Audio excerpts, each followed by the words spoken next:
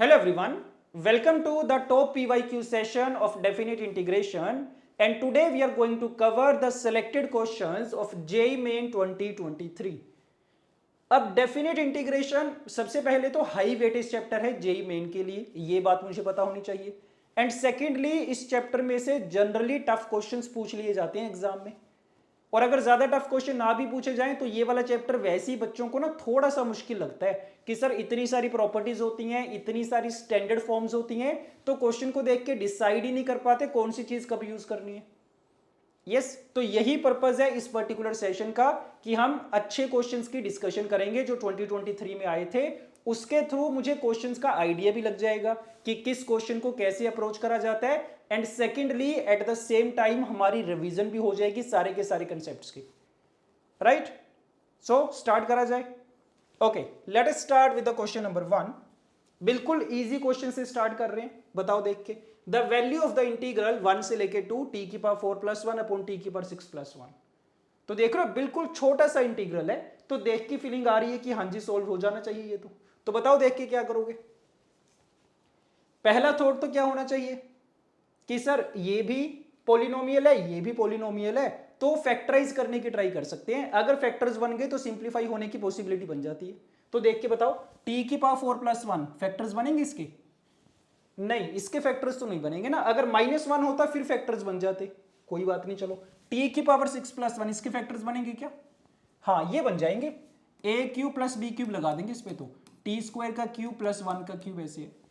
तो करके देखते हैं फैक्टराइज, उसके बाद देखी जाएगी क्या होगा। सो इंटीग्रल 1 से लेके 2 we have this thing upon a cube plus b cube क्या होता है? A plus B into a square minus a b plus b square. अब बता दो इसके बाद नेक्स्ट स्टेप देख पा रहे हो कौन सा होना चाहिए? एक चीज तो क्या नजर आ रही है, देखो कि सर ऊपर t की पावर 4 प्लस 1 प्रेजेंट है, नीचे भी t की पावर 4 प्लस 1। और जब भी ऐसी सिचुएशन होती है ना कि न्यूमरेटर और डिनोमिनेटर में सिमिलर टर्म्स होती हैं, हम क्या करते हैं दोनों को सेम बना लेते हैं ताकि कैंसिलेशन हो जाए। तो सेम बनाने के लिए क्या करना पड़ेगा? Minus t square plus t square कर देते हैं। तो एक मेथड तो मुझे ये समझ में आ रहा है अभी करंटली, करके देखते हैं। सो वी हैव, क्या करें, माइनस टी स्क्वायर कर देते हैं और प्लस टी स्क्वायर कर देते हैं, राइट। और डिनोमिनेटर में वी हैव दिस थिंग, ऐसा कुछ आ गया dt। तो अब ये बात तो क्लियर है कि सेपरेट करके लिखेंगे, इनको स्प्लिट करके लिखेंगे। फर्स्ट वाला इंटीग्रल क्या बनेगा? दिस अपॉन दिस करेंगे, टी स्क्वायर प्लस 1 बचा, ये तो इंटीग्रेट हो जाएगा सर, tan इनवर्स टी होता है इसका फॉर्मूला तो। अच्छा बाकी क्या बचा? प्लस इंटीग्रल 1 से लेके 2 टी स्क्वायर अपॉन दिस। अब बताओ देख के सेकेंड वाले को कैसे इंटीग्रेट करोगे, टेल मी। अब काफी लोग इसको देख के स्टक हो जाएंगे। कुछ लोग क्या सोचेंगे कि सिर्फ +1 -1 कर देते हैं क्योंकि नीचे भी टी स्क्वायर प्लस 1 है, तो ठीक बात है कर सकते हैं। बट सोच के देखो जो -1 वाला इंटीग्रल आएगा फिर उसमें स्टक हो जाएंगे, वो कैसे सोल्व करेंगे? अब ये बिल्कुल सिंपल सी चीज है बट हम कंफ्यूज हो गए हैं। क्या सिंपल सी चीज है? सोच के देखो, ये पूरी चीज क्या थी ओरिजिनली? टी की पावर 6 प्लस 1 था। अब सोच के देखो अगर मैं इसको टी की पावर 6 प्लस 1 लिखता कैसे सोल्व हो जाएगा ये? अब पता चल रहा है सर क्या कि अब तो मैं टी क्यूब की सब्सटीट्यूशन कर दूंगा, बात बन जाएगी। यस और नो? तो अगर टी क्यूब की सब्सटीट्यूशन कर दी जाए क्या बन जाएगा? इसका डेरिवेटिव मुझे पता है, टी स्क्वायर डी टी में आ जाएगा। यस, सो ये बन गया कितना, लिमिट्स भी चेंज कर दो, z t is equal to 1 पे z is equal to 1, t is equal to 2 पे z इज इक्वल टू 8। काफी लोग इसमें भी गलती करते हैं, लिमिट्स ही चेंज नहीं करते। तो जब भी सब्सटीट्यूशन करनी है लिमिट्स को चेंज करना है साथ में। चेक करो, टी स्क्वायर डी टी कितना आ गया? 1/3 आ गया, डी जेड आ गया, अपॉन में जेड स्क्वायर प्लस 1। देख रहे हो कितना इजीली सोल्व हो गया। तो ये छोटी सी चीज थी, अगर मुझे ना पता चलती, नहीं सोल्व होना था, यहीं पे स्टक हो जाते हम। यस, अच्छा यहां पे क्या आ गया? tan इनवर्स ऑफ t आ गया, ये तो लिमिट्स 1 से लेके 2 हो गया सोल्व। क्या बना? Complete integral. सो ये तो बन गया tan inverse of 2 minus tan inverse of 1 that is π/4। Complete कर दो इसको। So tan inverse 2 minus π/4 plus 1/3 into, ये भी tan इनवर्स z बन जाएगा। So tan inverse of 8 minus tan inverse of 1। Check करो मैच कर रहा है कोई ऑप्शन? आंसर आ चुका है हमारा। tan इनवर्स 2 हाँ जी प्रेजेंट है। 1/3 tan इनवर्स 2 8, हाँ जी प्रेजेंट है। -π/4 और -π/12 कितना बन जाएगा? -π/3 बन जाएगा। So option 1 would be correct, right? 1 आ रहा है क्या? नहीं, option 3 would be correct, sorry. ठीक बात है। तो देख रहे हो 3-4 स्टेप्स में हमारा क्वेश्चन सोल्व हो गया। क्या स्ट्रेटेजी यूज करी हमने? न्यूमरेटर डिनोमिनेटर को सिमिलर टर्म्स थी तो हमने सेम बना लिया, उनको कैंसिलेशन हो गई है। अच्छा, एक तो ये तरीका हो गया। एक और तरीका हो सकता था इसको सोचने का। क्या? देखना ध्यान से। जब भी पॉलिनोमियल अपॉन पॉलिनोमियल वाली फॉर्म होती है ना, and degree of numerator is less then the degree of denominator, याद आया कुछ? क्या करना होता है हमेशा? पार्शियल फ्रैक्शन की हेल्प ले सकते हैं हम। तो काफी ज्यादा चांसेस है कि पार्शियल फ्रैक्शन से भी सॉल्व हो जाएगा। और पार्शियल फ्रैक्शन के लिए भी क्या चाहिए होता है? फैक्टर्स चाहिए होते हैं। तो पहला स्टेप तो अगर मैं यही वाला कर लूं ना, सोच के देखो, पार्शियल फ्रैक्शन कर पाएंगे क्या इसकी? सो t⁴ + 1 अपॉन ये सारा। Tell me, is it possible to break this expression into the partial fractions? क्या सीखा था हमने पार्शियल फ्रैक्शन में? कि सर डिनोमिनेटर में या तो क्वाड्रेटिक फैक्टर होना चाहिए, या लीनियर फैक्टर होना चाहिए, या लीनियर फैक्टर की मल्टीपल पावर होनी चाहिए। उसके लिए हमें करना आता है। बट यहां पे तो प्रॉब्लम हो गई है, बाई क्वाड्रेटिक आ गया। तो कैसे करेंगे पार्शियल फ्रैक्शन? आइडिया लग रहा है। एक हिंट मिल रहा है सर कि ना सारी t² वाली टर्म्स चल रही हैं, ये t⁴ है। तो एक काम क्या कर सकते हैं, देखना बड़ी ध्यान से, बड़ी इंटरेस्टिंग चीज है कि अगर मैं इसकी पार्शियल फ्रैक्शन करना चाह रहा हूं तो मैं for the time being t² को कुछ मान लेता हूं, y मान लेते हैं लेटर से। इंटीग्रेशन के अंदर सब्स्टिट्यूशन नहीं कर रहा मैं इसकी पार्शियल फ्रैक्शन करने के लिए सब्स्टिट्यूशन कर रहा हूं, एज्यूम कर रहा हूं। तो अगर t² को हमने y मान लिया, ये क्या बनेगा? y² + 1 बन गया, y + 1 बन गया, y² - y + 1। अब बता दो इसकी पार्शियल फ्रैक्शन हो जाएगी क्या? अब हो जाएगी सर। y + 1 के कारण ये पार्शियल फ्रैक्शन आ जाएगी, और क्वाड्रेटिक वाले फैक्टर के कारण क्या आ जाएगा? by + c आ जाएगा ऊपर। बस डन। ए बी सी अगर मैं फाइंड कर लूं तो उसके बाद सोल्व हो जाना चाहिए। और ए बी सी फाइंड करना आता है हमें। क्या करेंगे? इस वाले एक्सप्रेशन से पूरी इक्वेशन को मल्टीप्लाई कर देते हैं। So let us do that. y² + 1 is equal to a times this thing plus by + c into y + 1। कर दो। ए बी सी कैसे फाइंड करते हैं? दो तरीके होते हैं, या तो कोफिशिएंट्स कंपेयर करेंगे या अपनी मनपसंद की कुछ भी वैल्यूज पुट कर देंगे y के लिए। तो एक तो मैं y को -1 पुट करूंगा ताकि ये सारा 0 हो जाए। तो let us do that. So put y is equal to -1। कितना आ गया? लेफ्ट हैंड साइड पे तो 2 आ गया, राइट हैंड साइड पे 3a आ गया शायद। कैलकुलेशन चेक करते जाना साथ साथ में। a की वैल्यू आ गई है। और क्या करें? y को कुछ और पुट कर दें क्या? 0 पुट कर देता हूं मैं, ताकि b वाली टर्म का कोफिशिएंट 0 बन जाए। सो let us try this also. Left hand side पे 1, राइट हैंड साइड पे a प्लस कितना बनेगा? c बचेगा शायद। तो c की वैल्यू आ गई है 1 - a, दैट इज 1/3। और क्या चाहिए? b चाहिए। तो चाहो तो कोफिशिएंट्स कंपेयर कर दो। तो let us compare the coefficients of y²। Suppose left hand side पे 1, राइट हैंड साइड पे a + b। अगेन b की वैल्यू भी 1 - a आ गई है, 1/3 आ गई। a पता चल गया, b पता चल गया, c पता चल गया। तो ये किस में कन्वर्ट हो गया? This complete thing now becomes, कितना हो गया ये? सो this becomes a upon y + 1, that is 2/3 into y + 1 and by + c। b की वैल्यू भी 1/3 है, c की वैल्यू भी 1/3। चाहो तो बाहर ले लो। So this becomes this. ऐसे आ चुके, ये पार्शियल फ्रैक्शन बन गई। बट मुझे तो क्या करना है? इंटीग्रेशन करनी है। और इंटीग्रेशन करने से पहले वापस y को t² पुट करना पड़ेगा। तो देखो जो हमारा इंटीग्रल है ये किस में कन्वर्ट हो गया अब? सो दिस बिकम्स, देखना ध्यान से, 1 से लेके 2। First part a upon y + 1, ये वाला पार्ट था पहला। y की जगह t² रखना है हमें। सो this becomes 2/3 t² + 1 dt, first integral. और सेकेंड इंटीग्रल ये वाला आ जाएगा। सो अगेन 0 से लेके 2, 1 से लेके 2, 1/3 y + 1, that means t² + 1 upon t⁴ - t² + 1 dt। Yes और नो? तो ये दो इंटीग्रल्स में कन्वर्ट हो गया। फर्स्ट वाला तो सॉल्व हो जाएगा सर, tan इनवर्स t आ जाएगा ये तो। Yes, so this is 2/3 tan inverse of t, 1 से लेके 2 लिमिट से डाल देंगे। इसको बताओ कैसे सोल्व करेंगे। देखते हैं आपको इनडेफिनेट की स्टैंडर्ड फॉर्म्स याद हैं क्या। स्टैंडर्ड फॉर्मूला है ये, स्टैंडर्ड टाइप है ये कि सर टी में ना सिर्फ इवन पावर चल रही है इसमें, याद आया कुछ, कोई भी ऑड पावर वाली टर्म नहीं है। तो जब भी टी की इवन पावर्स होती है क्या स्ट्रेटेजी होती है, सब्स्टिट्यूशन करी जाती है। दो तरीके होते हैं, या तो x plus one by x को टी पुट करा जाता है या x minus one by x को। क्या लग रहा है कौन सा करा जाए।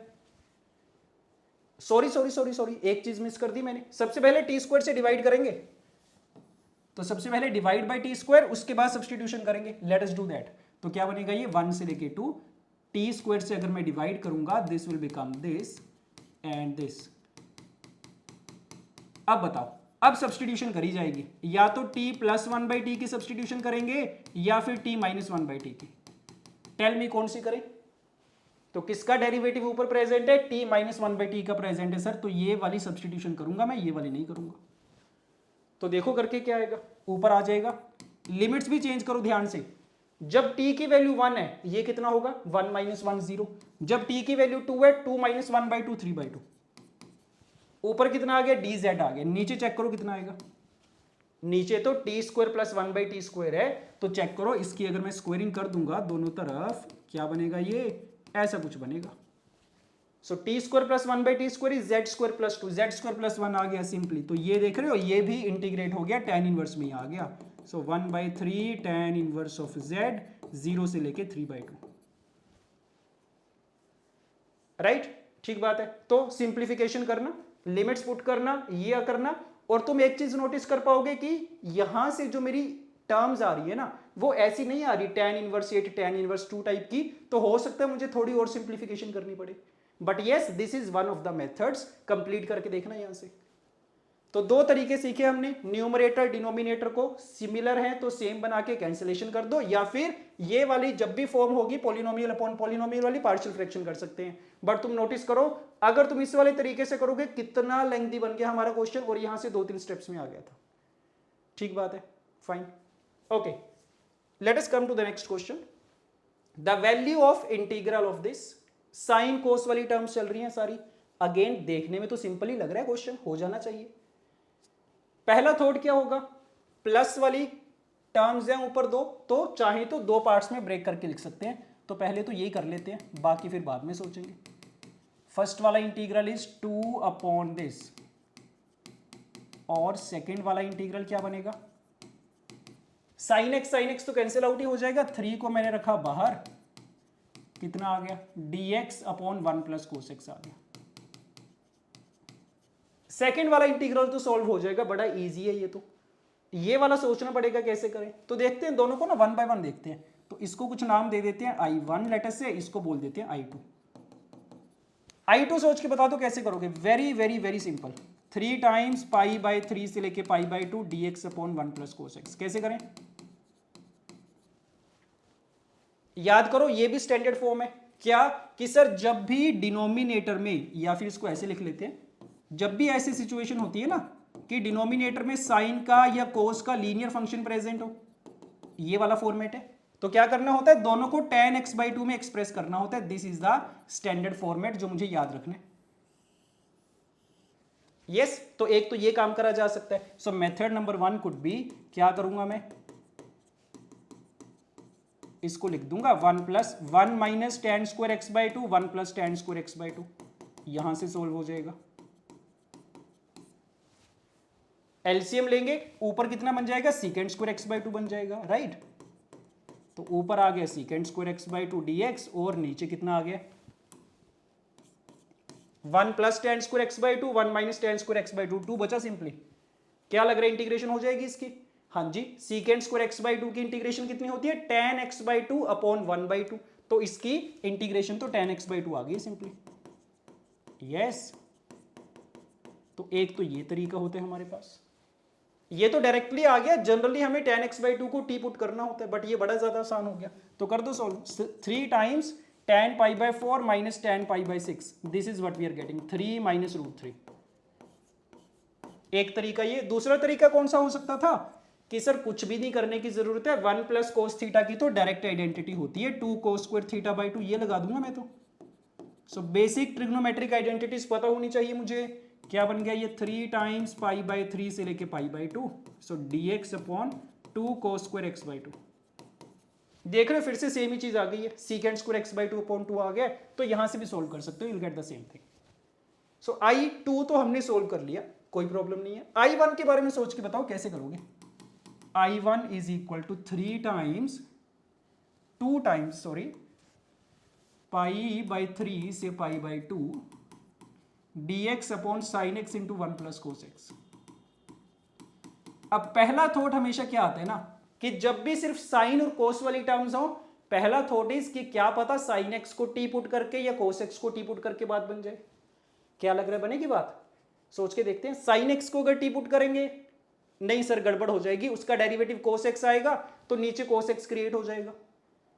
अगर कोस एक्स को टी पुट करेंगे फिर बात बन जाएगी, क्योंकि उसका derivative sign x d x create होगा, नीचे साइन स्क्वायर एक्स आ जाएगा, उसको मैं कोस में लिख पाऊंगा। तो मुझे तो ओरली समझ में आ गया सोच के कि कोस एक्स को टी पुट करना चाहिए। अगर आपको अभी नहीं पता चला तो अभी देख लेते हैं क्यों करा गया। तो sine x d x is equal to minus d t हो गया। यस, तो dx की वैल्यू क्या होगी, kind of minus d t upon sine x. अब आइडिया लग रहा होगा आपको। तो क्या बन गया, I1 is equal to 2 times, limits भी चेंज कर दो, कोस पाई बाई 3 कितना होता है 1 by 2, cos pi by 2 is 0, dx कितना बन गया minus d t upon sine x. एक साइन एक्स पहले से था, साइन स्क्वायर एक्स हो गया, that is 1 minus cos square x 1 minus t square, और 1 प्लस कोस स्क्वायर एक्स तो 1 प्लस कोस एक्स तो 1 प्लस टी है ओनली, इसमें रिड्यूस हो गया। माइनस साइन का मुझे पता है मैं यूज कर लूंगा, लिमिट्स इंटरचेंज हो जाएंगी, तो दिस बिकम्स 2 टाइम्स 0 से 1 by 2 D t upon this, और इसके मुझे पता है फैक्टर्स बन जाएंगे। ये sir 1 minus t into 1 plus T लिखा जा सकता है, so this becomes 1 minus t into 1 plus t का स्क्वायर। कैसे सोल्व करेंगे पता चल गया फिर से, पार्शियल फ्रैक्शन करी जा सकती है सर इसकी। तो यस, स्टैंडर्ड फॉर्म ही तो है, एक लीनियर फैक्टर है, एक मल्टीपल पावर वाला लीनियर फैक्टर है, तो मुझे पता है कैसी पार्शियल फ्रैक्शन बनती होती है इसकी। एक a upon 1 minus t type की बन जाएगी, एक बन जाएगी b upon 1 plus t type की, एक बन जाएगी c upon 1 plus t whole square type की। ऐसी होता है, a b c की वैल्यूज में फाइंड कर लूंगा। यस, एक तो हो गया ये तरीका, कर लो जल्दी से, इससे मल्टीप्लाई करेंगे तो a टाइम्स 1 प्लस टी का whole square plus b into 1 minus t into 1 plus t plus c into 1 minus t. So find a b c from here, और अगर a b c की वैल्यू आ गई तो देखो इसको इंटीग्रेट कर पाऊंगा मैं, हाँ जी डायरेक्टली हो जाएगा, ln में आ जाएगा, ये भी इंटीग्रेट हो जाएगा, ये भी इंटीग्रेट हो जाएगा, वी कैन सोल्व दिस। तो this is method number 1। Yes, ये तो एक तरीका हो गया I1 को सोल्व करने का। दूसरा तरीका क्या हो सकता है, अगेन ये वाला ऑप्शन तो मेरे पास अभी भी है ही है सर, कि ना मैं साइन और कोस को tan x बाई 2 में तो एक्सप्रेस कर ही सकता हूं। सो this is the second option. यहां से भी एक बार करके देखते हैं, आपको आइडिया लगेगा कि सॉल्व होगा या नहीं होगा यहां से। सो 2 टाइम्स पाई बाई 3 से लेके पाई by 2 dx upon sine x को क्या लिखा जाएगा, ये आइडेंटिटी होती है याद रखा करो, 2 tan x by 2 upon 1 plus tan square x by 2। yes into 1 plus cos x, 1 plus cos x is 1 minus tan square x by 2 upon 1 plus tan square x by 2. Fine, देखो simplification हो पाएगी। सो this becomes 2 times pi by 3 से pi by 2, denominator में ये वाला तो LCM आ जाएगा, ऊपर शिफ्ट हो जाएगा, 1 plus tan square x by 2 into 1 plus tan square x by 2 will become secant की पावर 4x by 2। यस, नीचे कितना बचा, 2 tan x by 2 बचा, और कितना बचा, इसका एलसीएम लेंगे तो 2 बच रहा है ओनली। बड़ा सिंपल हो गया सर ये तो, एक 2 का फैक्टर कैंसिल आउट। अब देखो tan x by 2 वाली टर्म है मेरे पास और secant square x by 2 वाली टर्म है, मुझे पता है क्या करेंगे, tan x by 2 की सब्सटीट्यूशन करेंगे। यस, लिमिट्स क्या होंगी, चेंज होके tan pi by 6 1 by root 3 tan pi by 4 is 1। ऊपर कितना बना, देखो ध्यान से, इसका डेरिवेटिव क्या आएगा tan x by 2 का, this will become secant square x by 2 into 1 by 2, right. ये बनेगा dx is equal to dt, तो secant square x by 2 dx तो 2 टाइम्स dt हो गया, और एक जो secant square x by 2 बचेगा उसको 1 plus tan square x by 2 लिखा जा सकता है, ऐसा कुछ आ गया क्या, और नीचे 2z है। आ रही है बात समझ में, हो गया सॉल्व सर, 2 कैंसिल आउट हो गया, 1/z की integration log of z, z² is z only, इसकी integration is z²/2, limits are this 1/√3 से लेके 1। यस क्या बना, लिमिट्स पुट कर दो, so this will become 1 put करेंगे, log 1 is 0, this is 1/2 only, 1/√3 put करेंगे तो log ऑफ 1/√3 प्लस 1/6, ये रिजल्ट आ रहा है। ऑप्शंस में चेक करो सिमिलर ऑप्शंस आ रहे हैं क्या, log √3 वाली टर्म्स हैं सर, कोई बात नहीं, इसको log 1 माइनस log √3 लिखा जा सकता है, तो ये log √3 में आ जाएगा, कोई बड़ी बात नहीं है, -1/6 ऐसे आ गया ये तो, 1/2 माइनस 1/6 वुड बी 1/3 राइट। सो ये आ चुकी है I1 की वैल्यू, I2 की वैल्यू कितनी आई थी, ये आई थी, दोनों को ऐड करके देखो आंसर मैच कर रहा है, 3 + 1/3 would be 10/3, 10/3 minus √3 plus log of √3, yes option 3 would be correct. तो देख रहे हो कितने सारे कंसेप्ट्स कवर हो रहे हैं हमारे। I2 के लिए हमने दो मेथड कौन से सीखे, tan x/2 वाला, ये वाला स्टैंडर्ड फॉर्मेट, या फिर डायरेक्टली आइडेंटिटी से कर दो। I1 के लिए दो तरीके कौन से सीखे, डायरेक्ट सब्स्टिट्यूशन से हो गया, पार्शियल फ्रैक्शन का भी यूज हो गया उसमें, या फिर tan x/2 वाला तरीका हमारे काम कर गया, right fine. Coming to the next question, the minimum value of the function f(x), बड़ा इंटरेस्टिंग क्वेश्चन है ये, बिल्कुल छोटा सा इंटीग्रल है, देखने में लग रहा है कि बड़ा आसान होगा, बट थोड़ा दिमाग लगाना पड़ेगा इसमें। इंटीग्रल 0 से 2 e⁻mod of x minus T. पहला थॉट क्या आएगा कि सर मिनिमम वैल्यू के लिए तो डेरिवेटिव करके इक्वल टू 0 करना होता है, बट इसको डिफरेंशिएट तो कैसे करूंगा मैं, पहले तो सिंप्लीफाई करना पड़ेगा, और सिंप्लीफाई करने का तरीका क्या नजर आ रहा है कि सर मॉडुलस है तो काफी सारे चांसेस है कि केसेस बनाने पड़ेंगे। सही बात है, जब तक मॉडुलस को रिमूव नहीं करोगे क्वेश्चन सॉल्व भी नहीं हो पाएगा, और मॉडुलस को रिमूव करने के लिए केसेस बनाने पड़ेंगे। केसेस कैसे बनने चाहिए जनरली, कि एक बार जब x माइनस टी पॉजिटिव है, एक बार जब x माइनस टी नेगेटिव है। अब यहां पे आके प्रॉब्लम आ गई है, कैसे पता करें x माइनस टी पॉजिटिव कब होगा, नेगेटिव कब होगा। x भी वेरिएबल नंबर है, t भी वेरिएबल नंबर है, कैसे, t पे तो सर लिमिट्स लगाई गई हैं, तो t को तो मैं जानता हूं 0 से लेके 2 के बीच में है, और x कैसे वेरिएबल नंबर है, क्योंकि ये x का फंक्शन है, तो x तो कुछ भी हो सकता है, एनी रियल नंबर, x पे तो कोई रिस्ट्रिक्शन है ही नहीं है, तो that is why both are the variable quantities. So mainly इसमें यही सोचना है कि मैं केसेस कैसे बनाऊंगा, दोनों के दोनों अगर वेरिएबल हैं तो दिमाग लगाओ थोड़ा। t पे रिस्ट्रिक्शन है 0 से 2, x can be any real number, थोड़ा आइडिया लगना स्टार्ट हुआ होगा क्या, कि सर मैं क्या करता हूं ना, देखो ध्यान से, केस 1 अगर मैं बना लूं, क्या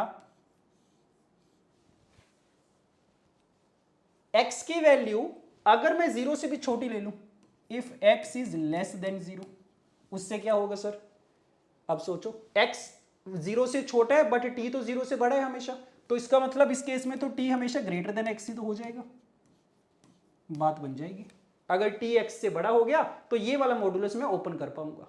तो ये हमने बना लिया एक केस। अच्छा केस 2 कौन सा बनना चाहिए, सोच के देखो, अगर मैं x की वैल्यू 2 से बड़ी कर दूं, क्या होगा उससे, x 2 से बड़ा हो गया, बट t तो मुझे पता है 2 से छोटा ही होता है हमेशा, तो इसका मतलब कौन बड़ा हो जाएगा, x बड़ा हो जाएगा t से हमेशा। और केस 3 कौन सा बच रहा है, कि जब x की वैल्यू 0 से लेके 2 के बीच में होगी, उस केस में क्या करेंगे, उस केस में फिर प्रॉब्लम होगी सर, फिर देखना पड़ेगा, ये भी 0 से 2 में, वो भी 0 से 2, फिर सोचना पड़ेगा क्या करा जाए। तो इसके बारे में अभी हम डाउटफुल हैं, बट केस 1 और केस 2 तो बड़ा ज्यादा क्लियर है, इसको सोल्व करते हैं पहले। सही बात है, चेक करो केस 1 का क्या बना answer, fx is coming out to be 0 से लेके 2, e की पावर में कौन बड़ा है, t बड़ा है, तो मॉडुलस ओपन करेंगे t माइनस एक्स आएगा।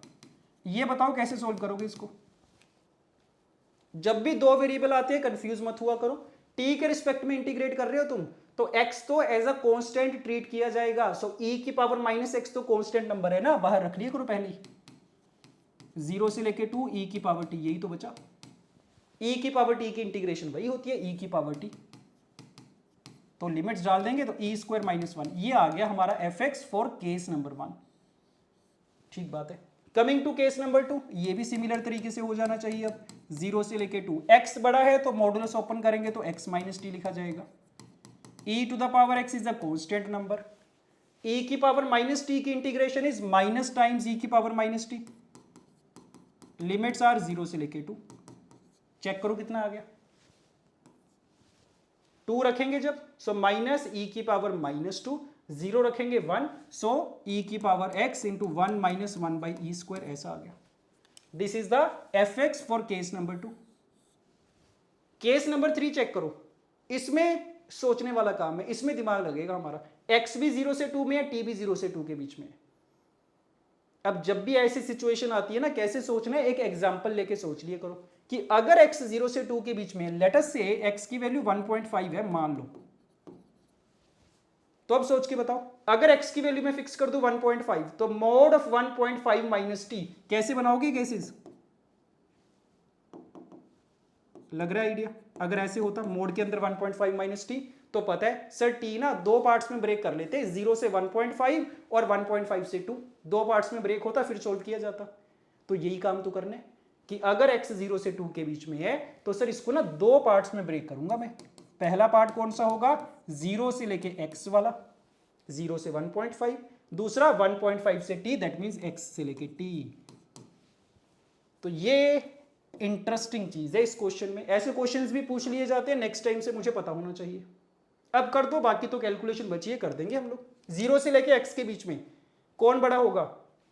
t की वैल्यू अगर 0 से x के बीच में है, मतलब t छोटा है x से, यस, और अगर t छोटा है तो e की पावर x माइनस टी लिखा जाएगा।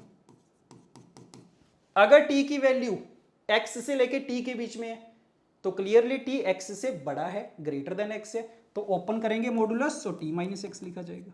बस अब इनकी इंटीग्रेशन तो हमें करनी आती है, पहले कर चुके हम। e की पावर x बाहर आ गया, e की पावर माइनस टी की integration is this, plus e की पावर माइनस एक्स बाहर आ गया, e की पावर t की इंटीग्रेशन इज दिस। चेक करो कितना आ रहा है। माइनस चाहो तो बाहर रख लो अगर कंफ्यूजन हो तो।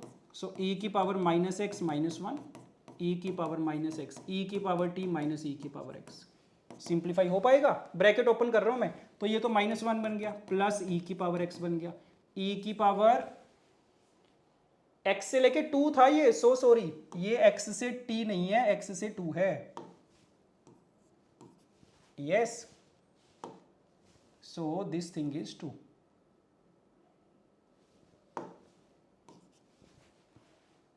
तो क्या बन गया ये? e की पावर 2 माइनस e की power x, so this becomes e की power 2 minus x minus 1. So what are we getting is e की पावर x plus e की power 2 minus x minus 2. So case 3 के लिए this is the function. तो पूरे का पूरा function f(x) अब मुझे पता चल चुके, केस 1 में ये, केस 2 में ये, केस 3 में ये। तो चाहो तो ना मैं इसको दोबारा से लिख देता हूं, एक बार चेक करो। f(x) क्या आ गया मेरा? लेस देन 0 के लिए we have this thing, e की power minus x into e square minus 1 when x is less than 0। 0 से लेके 2 के बीच में this is the situation, e की पावर x प्लस e की power 2 minus x minus 2 when x lies between 0 से लेके 2। एंड केस 3 जब x की वैल्यू 2 से बड़ी है, वी हैव दिस थिंग। अब अगर f(x) ही पता चल गया, फिर तो जो मर्जी फाइंड कर लूं मैं, कोई प्रॉब्लम ही नहीं होनी चाहिए। क्या चाहिए था मुझे? मिनिमम वैल्यू चाहिए थी। अब बताओ कैसे फाइंड करेंगे? मिनिमम वैल्यू के लिए डिफरेंशिएट करना होता है सर, कर देंगे, कोई बड़ी बात नहीं है।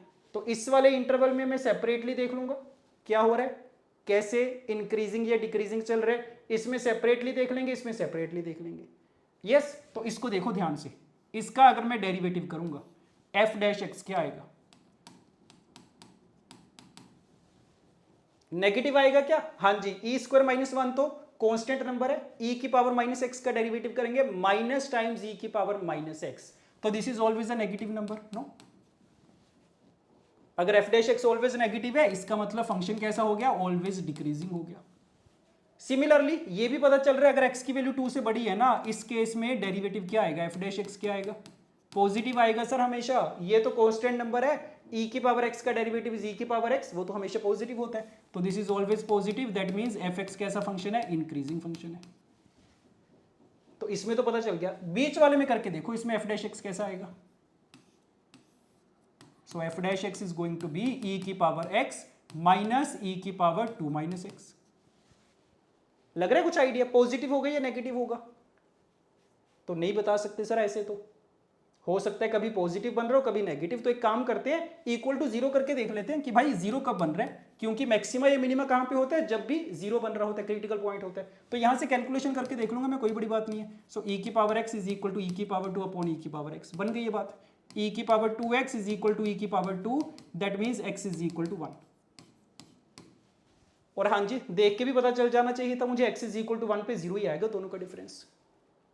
सो ये पता चल गया x इज इक्वल टू 1 पे इसका मैक्सिमा आएगा या मिनिमा आएगा। कैसे चेक करें कौन आएगा, या तो f डैश x का साइन चेंज देख लो, नहीं तो मैं इसको डबल डिफरेंशिएट करके देख लूंगा, वहां से ही पता चल जाएगा। क्या आ रहा है डबल डेरिवेटिव, ये आ रहा है। तो सर डबल डेरिवेटिव तो हमेशा ही पॉजिटिव है, और अगर हमेशा पॉजिटिव है इसका मतलब x इज इक्वल टू 1 पे क्या होगा, मिनिमा होगा। यस और नो, यस। तो सारी जानकारी मेरे पास आ गई है किस इंटरवल में क्या हो रहा होगा। मैं क्या करता हूं ना, एक रफ सा ग्राफ बना लेता हूं fx के लिए, आइडिया लग जाना चाहिए। चेक करो ध्यान से देखना कौन कौन से मेन पॉइंट्स है हमारे पास, 0 है और 2 है। 0 से पहले x लेस देन 0 के लिए फंक्शन क्या था, डिक्रीज करता हुआ आ रहा था, तो ऊपर से नीचे आएगा। मिनिमम वैल्यू कहां पे होगी, 0 पे। चेक करो 0 पे कितनी वैल्यू आएगी, ई स्क्वायर माइनस 1 आएगी सर। तो ऊपर से नीचे आए, ये वाली जो वैल्यू है this is E square minus 1।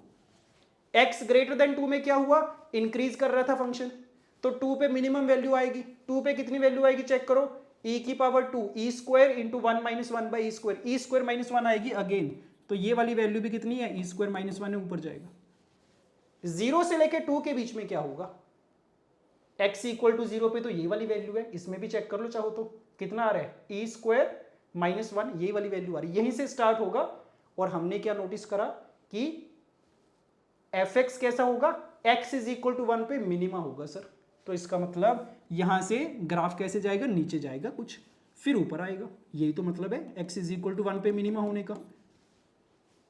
सही बात है क्या, अगर x इज इक्वल टू 1 पे मैक्सिमा आ जाता उसका मतलब ग्राफ पहले ऊपर गया होगा फिर नीचे आया होगा।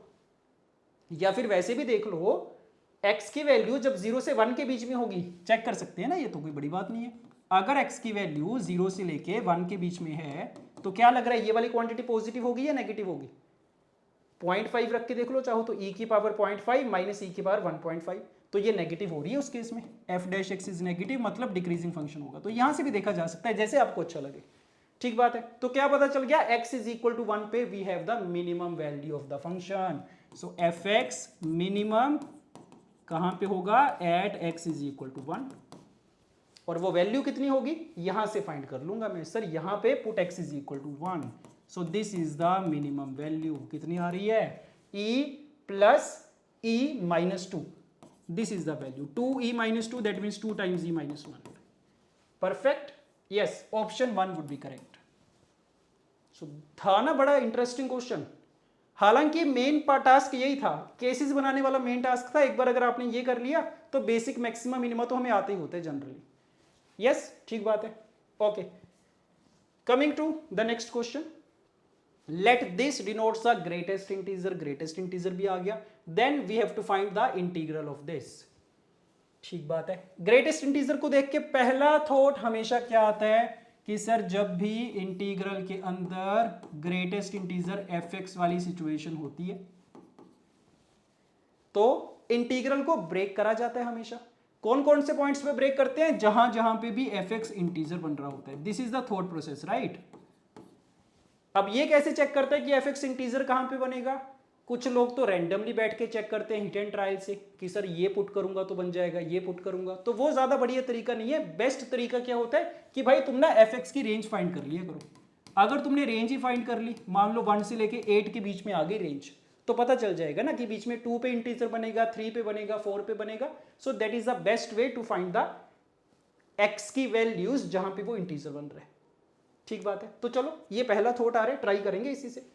अच्छा, एक हिंट और मिल रहा है मुझे इंटीग्रल को देख के कि सर जो लिमिट्स लगाई गई है ना π/6 से 5π/6, अब ये भी स्पेशल टाइप की लिमिट्स हैं। क्यों, क्योंकि इन दोनों का सम क्या बन रहा है, पाई बन रहा है। तो रैंडम सी लिमिट्स तो नहीं है, स्पेशल टाइप की लिमिट्स हैं। अगर दोनों का सम पाई बन रहा है तो दिमाग में क्या आ रहा है कि हो सकता है कि मुझे किंग्स प्रॉपर्टी का भी यूज करना पड़े कि इंटीग्रल a से b fx dx is equal to integral a से b f of a plus b minus x. तो अभी तो दूर से क्वेश्चन को देख के ये दो हिंट मिल रहे कि इंटीजर वाली अप्रोच का यूज करना पड़ेगा या हो सकता है किंग्स प्रॉपर्टी का यूज करना पड़े। यस, तो स्टार्ट करते हैं। कहां से स्टार्ट करें? दो पार्ट्स में ब्रेक कर लेते हैं सर, दो डिफरेंट इंटीग्रल्स लिखे गए हैं। 2/π को छोड़ दो, अभी इसकी चिंता मत करो। तो इस i को सोल्व कर रहा हूं मैं तो, और i दो पार्ट्स में ब्रेक कर लेते हैं। First is i1। i1 क्या है? π/6 से लेके 5π/6, 8 times greatest integer cosecant x dx। तो सबसे पहले तो मैं यही चेक करूंगा कहां कहां पे इंटीजर बन रहा है। तो मुझे सोच के बता दो, x की वैल्यू अगर π/6 से 5π/6 है, कोसिकेंट x कहां पे इंटीजर बनेगा? और क्या बताया था आपको कि भाई रेंज चेक कर लिया करो। बता सकते हो क्या रेंज आएगी कोसिकेंट x की? So what is the range? y बोल देता हूं इसको मैं, ध्यान से करना बड़े ज्यादा। y की वैल्यू कोसिकेंट x है, x की वैल्यू है π/6 से 5π/6। मुझे बता दो रेंज कैसे फाइंड करोगे इसकी? कुछ लोग इसी में गलती कर देते हैं, एक बार π/6 पुट कर दूंगा सर, एक बार 5π/6, दोनों पे वैल्यू 2 आ गई है, तो रेंज क्या आ गई? 2 से 2 आ गई। क्या मजाक है ये? तो ये गलती मत करना। जब भी ट्रिग्नोमेट्रिक फंक्शन आएंगे हमेशा या तो ग्राफ की हेल्प लेनी है या क्वाड्रेंट्स की हेल्प लेनी है।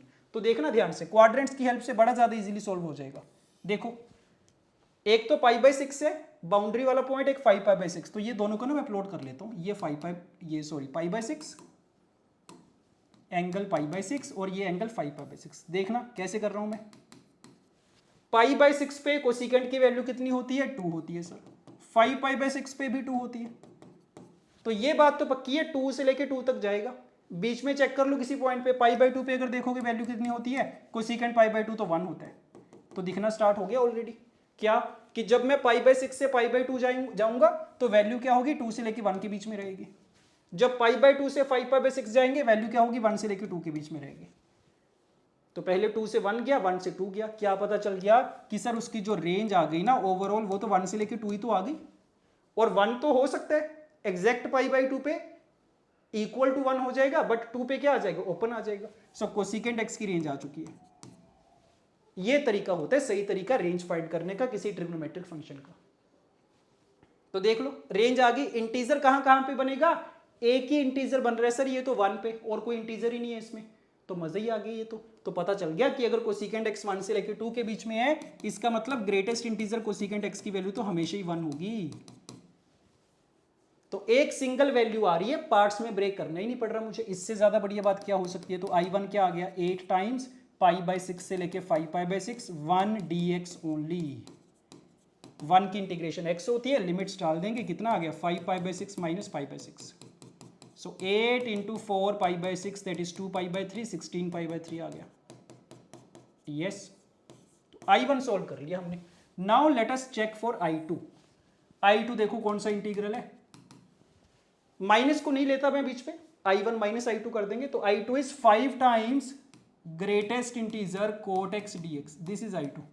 लिमिट्स क्या है? π/6 से लेके 5π/6। फिर से ट्राई करते हैं, इसकी रेंज फाइंड करने की ट्राई करते हैं।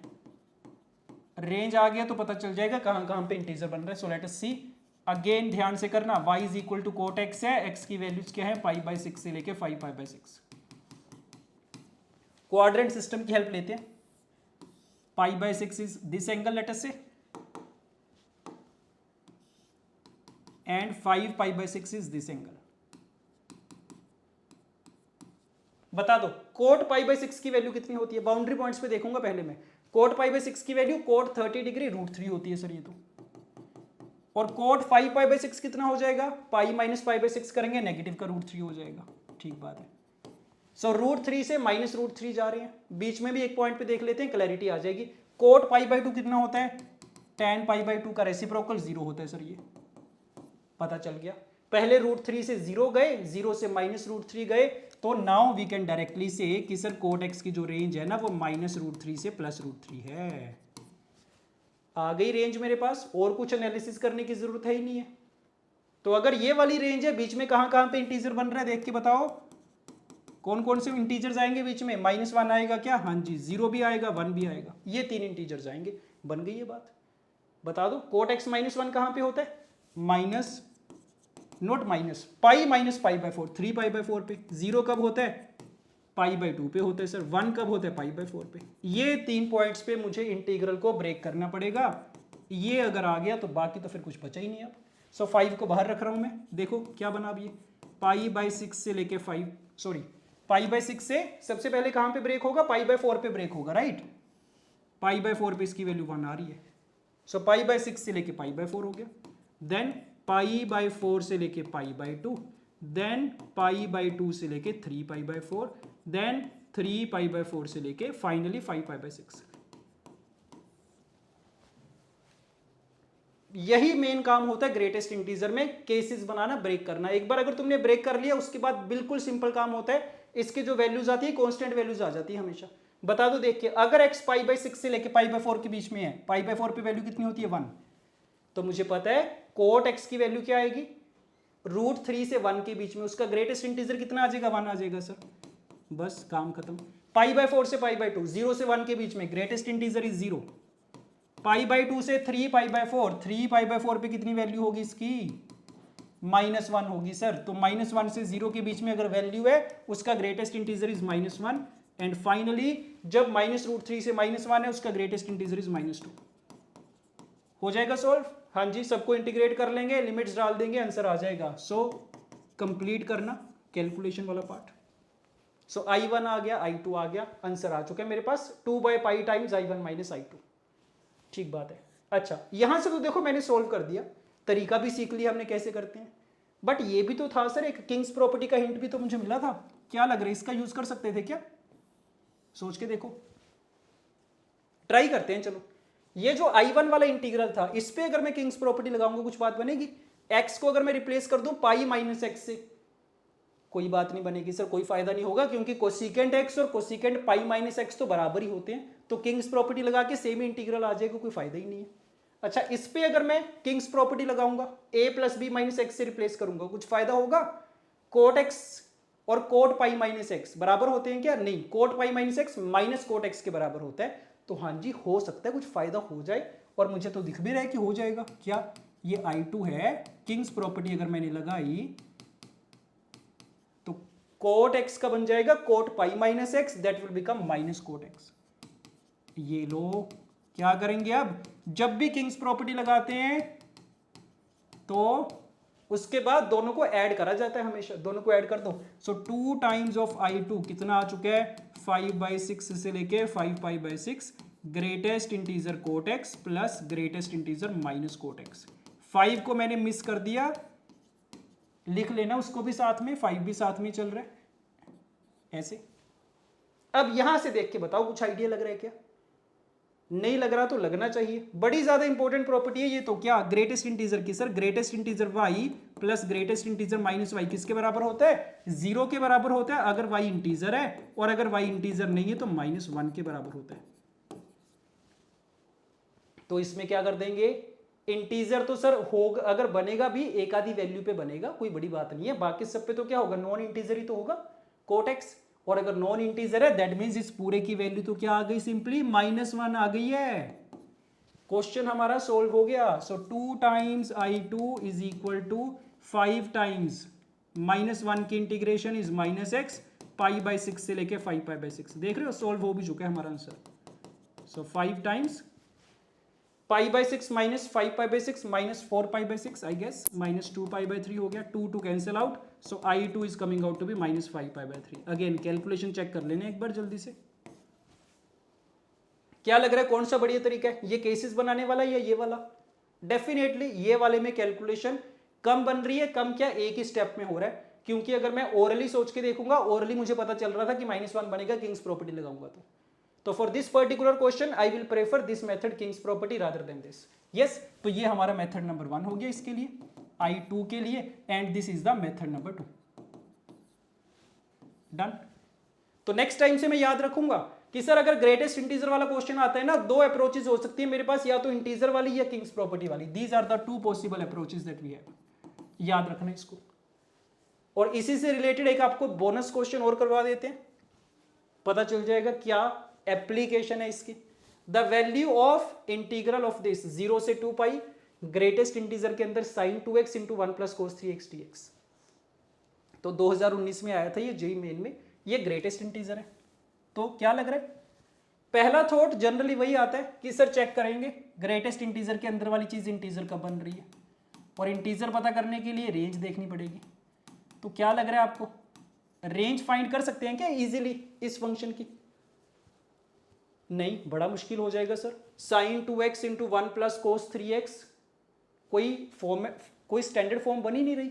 डिफरेंशिएट करके चेक करेंगे, पता नहीं कितना लेंथी चला जाए वो। तो ये वाला तरीका इसमें प्रैक्टिकल नहीं है बिल्कुल भी, इंटीजर चेक करने वाला। तो मैं दूसरे तरीके के बारे में सोचूंगा हमेशा, किंग्स प्रॉपर्टी के बारे में। तो लेट अस ट्राई कि अगर इसका नाम आई है, so if I apply the Kings property, सोच के देखो क्या बन जाएगा। x को रिप्लेस करना है 2 पाई माइनस एक्स से, यस। क्या होगा बता दो, ग्रेटेस्ट इंटीजर के अंदर sine of 2 into 2 pi minus x कितना, 4 पाई माइनस 2x हो गया, नेगेटिव का साइन 2x आ जाएगा ये तो,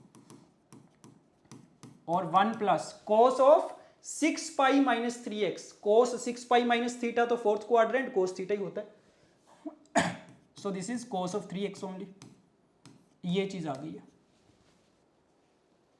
दिखना स्टार्ट हुआ कि सर अंदर जो फंक्शन था उसमें fx, इसमें माइनस fx बन गया, एग्जैक्टली नेगेटिव बन गया। क्या कर दूंगा मैं, दोनों को ऐड कर दूंगा। किंग्स प्रॉपर्टी लगा के हमेशा ऐड करा जाता है। किस टाइप की सिचुएशन आ गई है, ग्रेटेस्ट इंटीजर ऑफ fx लिख देता हूं मैं इसको टाइम बचाने के लिए, ऐसे ये सिचुएशन ही तो आ गई है।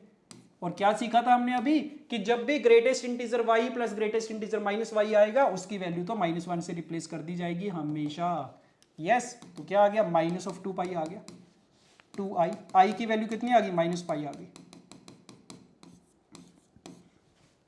तो 1 मिनट के अंदर सॉल्व होने वाले क्वेश्चंस होते हैं ये वाले किंग्स प्रॉपर्टी वाले। तो फाइन, ठीक बात है। Okay, coming to the next question now. Integral 0 to pi this thing is equal to this, then k is equal to. तो देखने में तो बड़ा खतरनाक सा लग रहा है ना, काफी बड़ा सा फंक्शन दे दिया। पहला थॉट क्या आएगा कि सर अगर सिर्फ ये वाली टर्म्स होती ना ट्रिग्नोमेट्री वाली, फिर तो हम इंटीग्रेट कर देते कुछ ना कुछ करके। बट यहाँ पे साथ में कुछ एक्सपोनेंट टाइप के फंक्शन भी आ गए हैं, 5 की पावर कोस x टाइप के, तो इसका कुछ सॉल्यूशन करना पड़ेगा। डायरेक्टली इंटीग्रेट नहीं कर पाएंगे, ये बात पक्की है। अच्छा, तो इसका क्या करें? एक थॉट तो हो सकता है कि न्यूमरेटर डिनोमिनेटर को सेम बना लें कि सर इसमें 1 प्लस है ना, इसमें भी 1 प्लस कर देंगे, 1 माइनस कर देंगे। सही बात है, सोच सकते हैं ऐसे। बट उससे क्या होगा, जो पहले वाला फंक्शन, पहले वाला इंटीग्रल होगा +1 वाला, वो तो इसके साथ कैंसिल आउट हो जाएगा, ये बचेगा सिंपली। बट जो दूसरे वाला आएगा -1 अपॉन दिस वाला, उसमें फिर से स्टक हो जाएंगे हम लोग। तो वो तो कोई ज्यादा स्मार्ट तरीका नहीं है, कुछ और सोचना पड़ेगा। और कुछ नहीं समझ में आ रहा, कुछ नहीं समझ में आ रहा, तो दैट मीन्स मैं किंग्स प्रॉपर्टी लगाने की ट्राई करूंगा।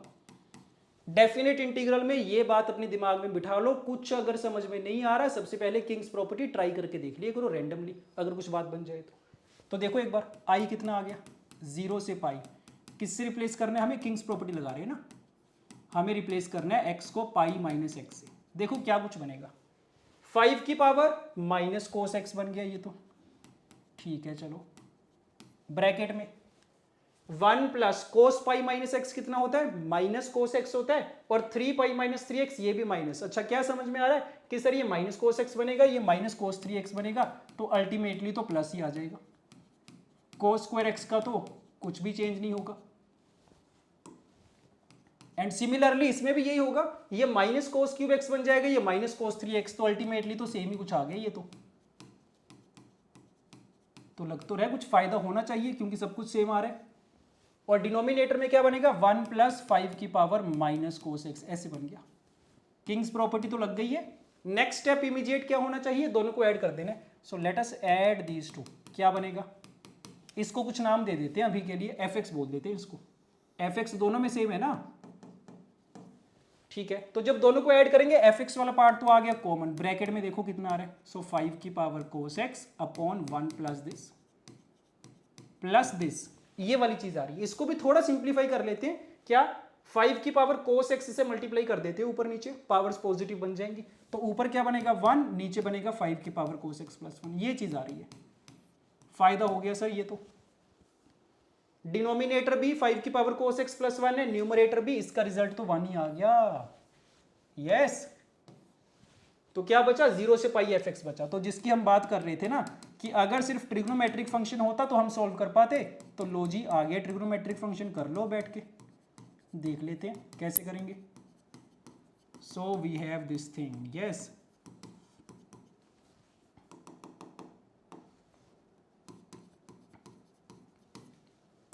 इतने सारे फंक्शंस का सम है, एक एक को देख के बताते जाओ इंटीग्रेट करना पॉसिबल है क्या। 1 को कैसे इंटीग्रेट करेंगे, x हो जाएगा सर ये तो। इसको कैसे इंटीग्रेट करेंगे बता दो। डायरेक्टली तो नहीं होगा, कोस ए कोस बी वाली आइडेंटिटी होती है सर, 2 से मल्टीप्लाई 2 से डिवाइड करूंगा।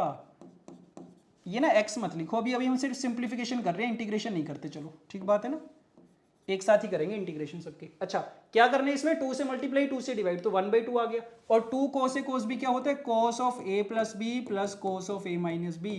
बेसिक ट्रिग्नोमेट्रिक आइडेंटिटीज से के बिना काम नहीं चलेगा, पता होनी चाहिए मुझे।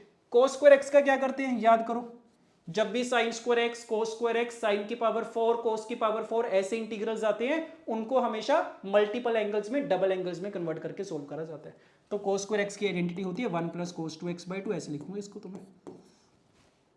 तो देख रहे हो, कोस 4x की इंटीग्रेशन आती है हमें, कोस 2x की इंटीग्रेशन आती है, कोस 2x की इंटीग्रेशन आती है। इसको कैसे सोल्व करोगे,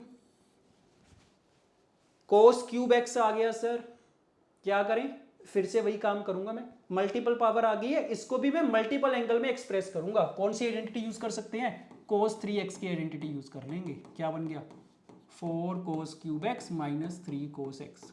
सो that means cos cube x can be written as, वहां से देखो, cos 3x plus 3 cos x by 4, yes, into cos 3x। तो बाकी सारे तो इंटीग्रेट हो जाएंगे, बट इसका फिर से प्रॉब्लम आ गई है सर, इसको कैसे इंटीग्रेट करें। बट कोई बात नहीं, ये भी तो हो जाएगा, सोच के देखो।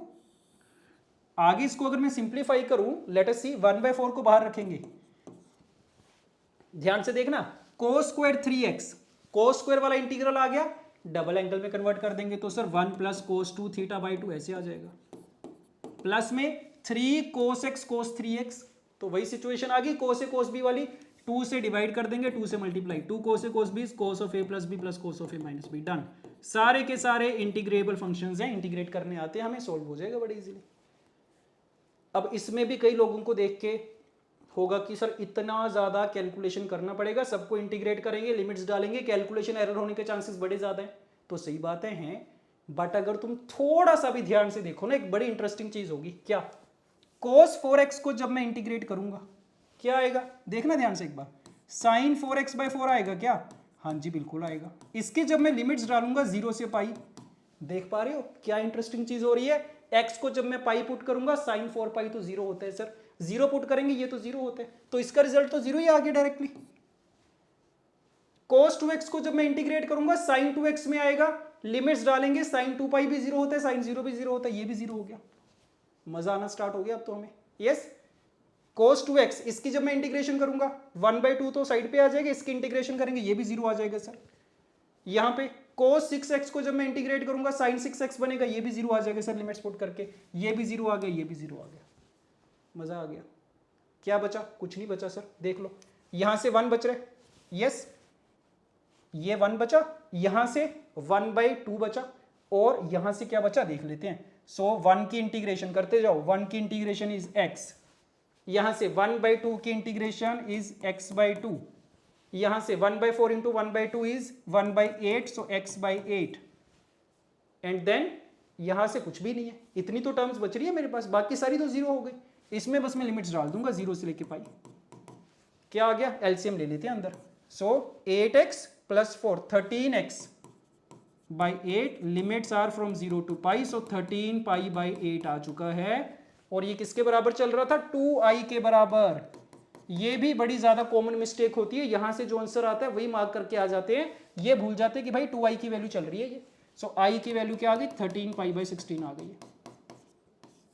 चेक करो इसी फॉर्मेट में था क्या, हाँ जी इसी फॉर्मेट में है। So the value of k is equal to 13 only. तो नेक्स्ट टाइम से अब मुझे ये चीज दिमाग में रहेगी कि जब भी ऐसी टर्म्स बन रही हैं, लिमिट्स अगर 0 से पाई हैं, तो मुझे पता है उनका एंड रिजल्ट तो 0 ही आ जाएगा, चिंता नहीं करनी मुझे उनकी। Fine, okay, coming to the next question. देख के डर लग रहा है, देखो डेफिनेट इंटीग्रेशन में तुमने नोटिस करा होगा कि काफी ज्यादा क्वेश्चन ऐसे हैं जिसमें अजीब सी कैलकुलेशन बनती होती है, √3 log √3 √5 ऐसी टर्म्स तो आम ही चल रही होती हैं। तो ये भी एक छोटा सा रीजन है कि इसमें क्वेश्चंस को देख के हमें डर लगता है या कैलकुलेशन एरर होने के चांसेस ज्यादा होते हैं, तो इसके कारण भी बच्चों को थोड़ा सा मुश्किल लगता है डेफिनेट इंटीग्रेशन। यस, बट कोई बात नहीं, कैलकुलेशन तो कौन सी बड़ी बात है, थोड़ा ज्यादा टाइम लेके कर लेंगे, करनी तो आती है हमें। ठीक है, देखते हैं, ट्राई करते हैं क्या बन रहा है। The value of the integral -log2 से log2 of this is equal to. ठीक है, पहला हिंट देखते ही क्या मिल रहा है कि सर जो लिमिट्स हैं वो कौन सी फॉर्म की हैं, -a टू a टाइप की। और जब भी ऐसी लिमिट्स होती हैं हमेशा प्रॉपर्टी यूज करी जाती है, इवन ऑड प्रॉपर्टी बोलते हैं उसको। किसके बराबर होता है ये, 0 से a fx plus f of -x dx। ये तो होती है general property.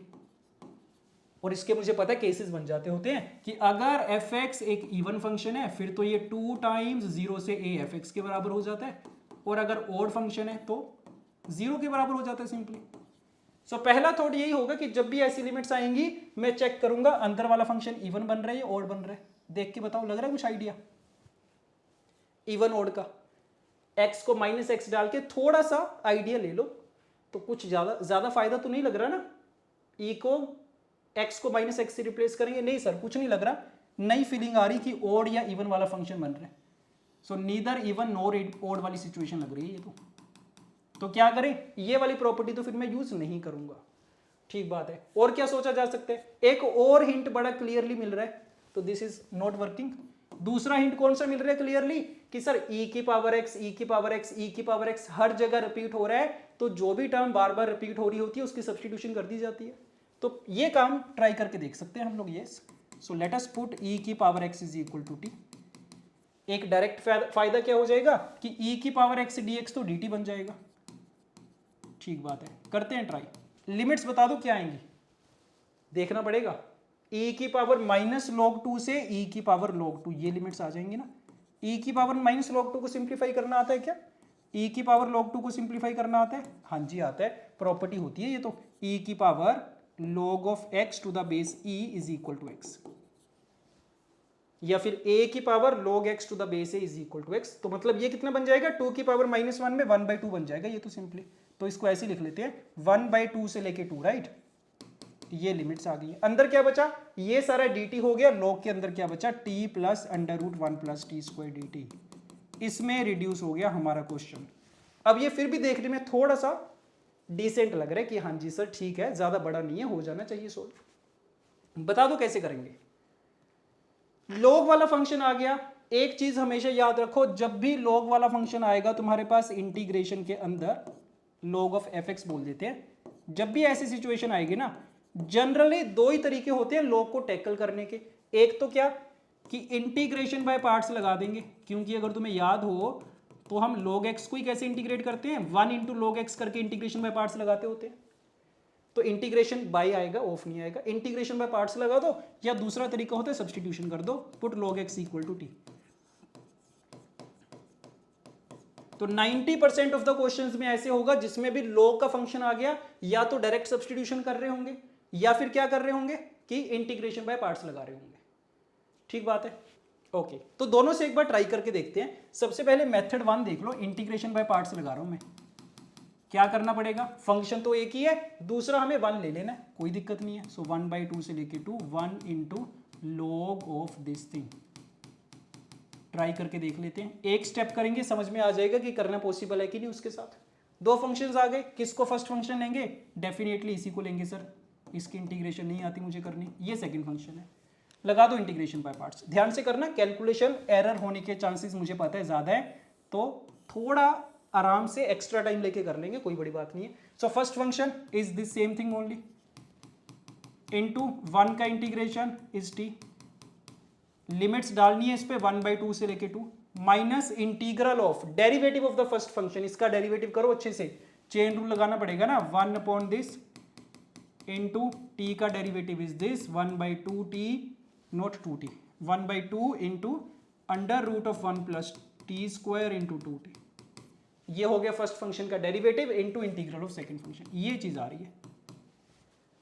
Yes, limits are 1/2 से 2। करो सोल्व इसको। अब इसकी लिमिट्स आप खुद से लिख लेना एक बार चाहो तो, नहीं तो लिख ही देते हैं, कोई बड़ी बात नहीं है।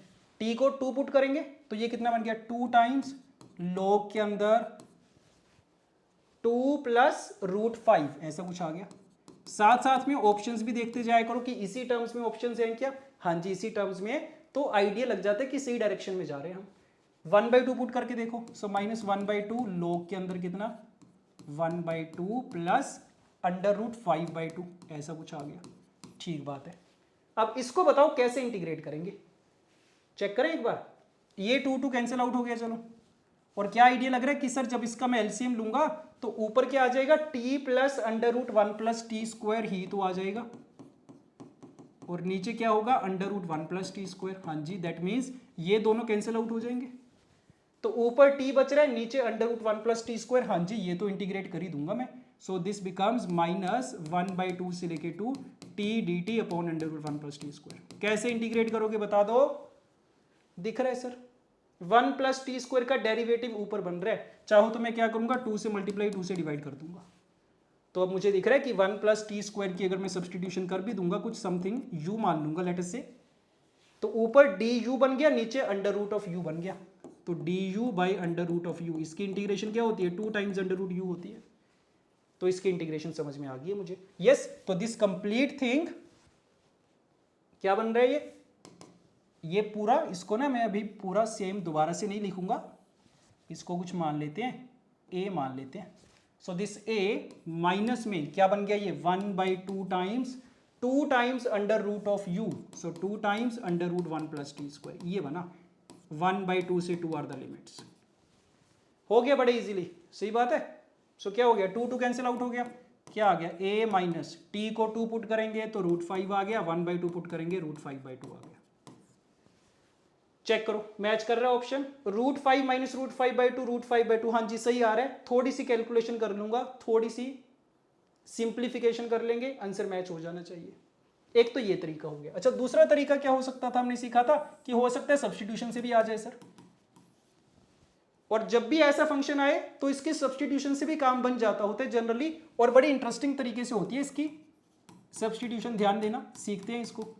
तो अगर मैं इसको कुछ मान लेता हूँ z मान लेता हूँ लेटर से, तो ये तो पूरे का पूरा z हो गया सर, बट dt देखना पड़ेगा कैसा आएगा, तो इसको डिफरेंशिएट करके देखते हैं। डेरिवेटिव हमने अभी देखा था कैसा आया था, 1/this इंटू दिस आया था, so it came out to be 1/√1 plus t square only, याद है ना। तो इसको जब मैंने डिफरेंशिएट करा, we are getting this thing. अब यहां पे आके प्रॉब्लम आएगी कि dt की वैल्यू तो ना ऐसे आ रही है मेरे पास, यस, बट मुझे तो क्या चाहिए, मुझे तो z की टर्म्स में चाहिए। तो ये √1 प्लस टी स्क्वायर को मैं z की टर्म्स में कैसे लिखूं, दैट इज द प्रॉब्लम, वो सीखना है हमें। तो ध्यान दो, इंटरेस्टिंग चीज क्या होगी, log of this equal to z का मतलब क्या होता है कि sir t plus √1 plus t square की वैल्यू e की पावर z है, और अगर इसकी वैल्यू e की पावर z है तो तुम मुझे बताना कि √1 plus t square minus t की वैल्यू क्या होगी। सोच के बताओ बड़े आराम से। इसकी वैल्यू तो e की पावर z आ गई यहां से, यस, तो अगर इसकी वैल्यू e की पावर z है, इसकी वैल्यू क्या होगी, दिस शुड बी e की पावर माइनस z। क्यों सर, क्योंकि तुम नोटिस करो इन दोनों का प्रोडक्ट अगर मैं करूंगा उसकी वैल्यू तो 1 आएगी, और अगर दो नंबर्स का प्रोडक्ट 1 है x इंटू वाई, तो मतलब दोनों क्या है, एक दूसरे के रेसिप्रोकल है। तो एक की वैल्यू अगर e की पावर z है, दूसरा 1/e की पावर z हो जाएगा, ये आ गया। तो ये चीज होती है, हमेशा यूज करी जाती है जो इस वाली सिचुएशन में।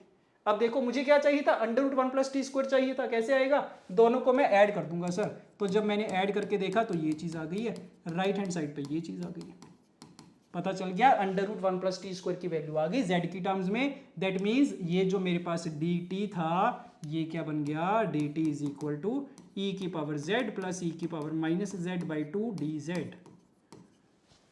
बड़ा सिंप्लीफाई हो गया ये तो। अब मेरा इंटीग्रल किस में रिड्यूस हो गया, चेक करो, इंटीग्रल ऑफ लिमिट चेक कर लेना, x को 1/2 रखेंगे तो यहां से कुछ वैल्यू आएगी, वही आएगी जो पहले आई थी, log 1/2 प्लस √5/2, ऊपर 2 रखेंगे तो log ऑफ 2 प्लस √5 आ गया, ये पूरे का पूरा z हो गया, dt की वैल्यू ये हो गई e की पावर z प्लस e की पावर माइनस z/2। क्या लग रहा है, इंटीग्रेट हो जाएगा, बड़े इजीली हो जाएगा, इंटीग्रेशन बाय पार्ट्स लग जाएगा, इंटीग्रेशन बाय पार्ट्स लग जाएगा, कैलकुलेशन कर लेंगे, सॉल्व हो जाएगा। तो दो तरीके होते हैं log के साथ डील करने के, और बाई चांस इसमें दोनों तरीकों से सॉल्व हो पा रहा है। जनरली एक तरीके से होता है बट दोनों से हो रहा है। यस, ठीक बात है, याद रखेंगे इसको। आंसर वेरीफाई कर लेना, option 1 would be correct. Yes, coming to the next question now, let f be a differentiable function defined on this such that fx एक तो पॉजिटिव है एंड दिस थिंग, खतरनाक सी इक्वेशन आ गई है, बट कुछ idea लग रहा है इसको देख के। देखो जब भी ऐसा इंटीग्रल होता है ना कि सर अंदर तो t का फंक्शन चल रहा है पूरे का पूरा, यस, बट जो लिमिट्स है वो x की फंक्शन है, तो जनरली ये हिंट होता है कि हमें लिबनीज रूल का यूज करना होगा। काफ़ी ज़्यादा चांसेस होते हैं क्योंकि लिबनीज रूल में इसी टाइप का इंटीग्रल तो होता है। तो एक तो ये हिंट मिल रहा है अभी के लिए तो, और इनफैक्ट एक हिंट और भी तो है सर, ये डिफरेंशिएबल फंक्शन भी तो दे रखा है। तो हाँ जी, सही बात है, लिबनीज रूल में डिफरेंशिएट ही तो करते होते हैं। तो दो हिंट मिल गया मुझे ऑलरेडी, काफ़ी ज़्यादा चांसेस है लिबनीज रूल का यूज़ करना होगा हमें। अच्छा, टारगेट क्या है, क्या पूछा गया, then the value of this, ये पूछी गई है। ये वाली वैल्यू फाइंड करने का मतलब fx चाहिए मुझे तो अल्टीमेटली। तो क्वेश्चन समझ में आ रहा है कि ये एक इक्वेशन दे रखी है and we have to find fx from this particular equation. क्या करेंगे, लिबनीज रूल का यूज कर देंगे सर, डिफरेंशिएट कर देंगे दोनों तरफ। यस, तो लेट अस डिफरेंशिएट, कुछ नहीं सोचना, डिफरेंशिएट करने के बाद सोचेंगे जो भी सोचेंगे।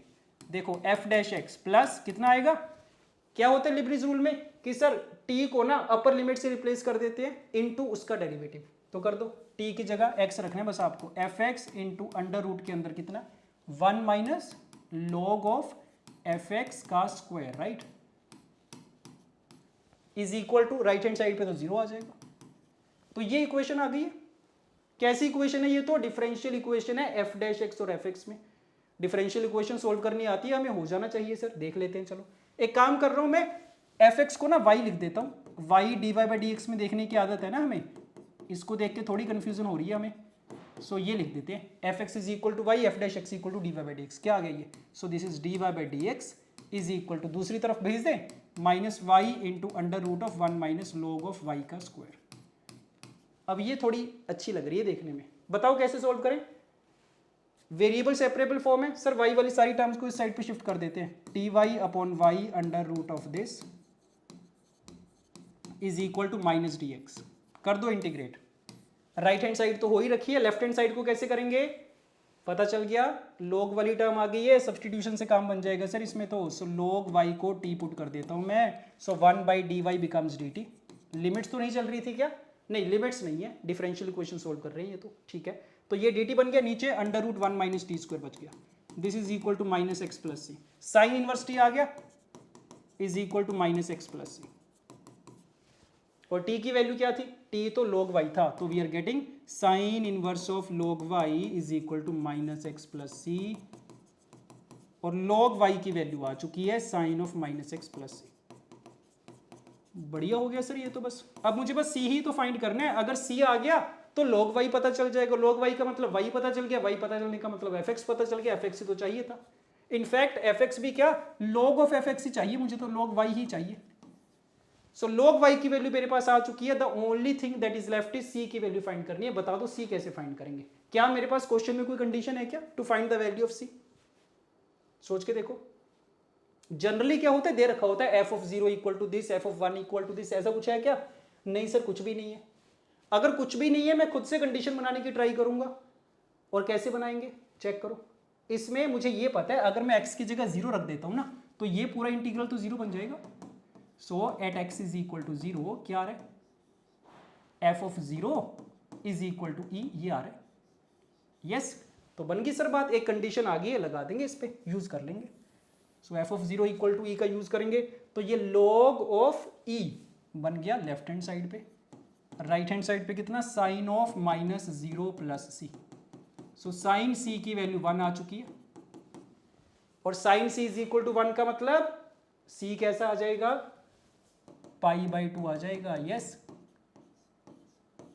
ठीक बात है, आ गया answer. So we are getting log y is equal to sine of minus x plus c, that is minus x plus pi by 2, और sine pi by 2 theta minus theta तो कोस थीटा होते हैं sir, so log y is equal to cos x, as simple as that. log of f x की value आ गई है, मुझे क्या चाहिए था, log of f of pi by 6, x की जगह पाई बाई 6 रखेंगे, √3/2 आ गया, वैल्यू पुट कर देना, you will get the answer. Yes, so 6 into √3/2 का स्क्वायर कितना हो गया, 3√3 का square, that is 27। So this would be the final answer, right. तो आसान क्वेश्चन था बिल्कुल, बस लिबनिज रूल का यूज करा गया है, डिफरेंशियल इक्वेशन को सोल्व करा गया है, एंड देन ये कंडीशन भी बनानी मुझे आनी चाहिए। अपर लिमिट लोअर लिमिट को सेम कर देते हैं, कंडीशन आ जाती है हमेशा इसी वाले तरीके से। Okay, done. Coming to the next question, let f x equal to this, एक फंक्शन गिवन है x sine x cos x में, ठीक है, be a function which satisfies this.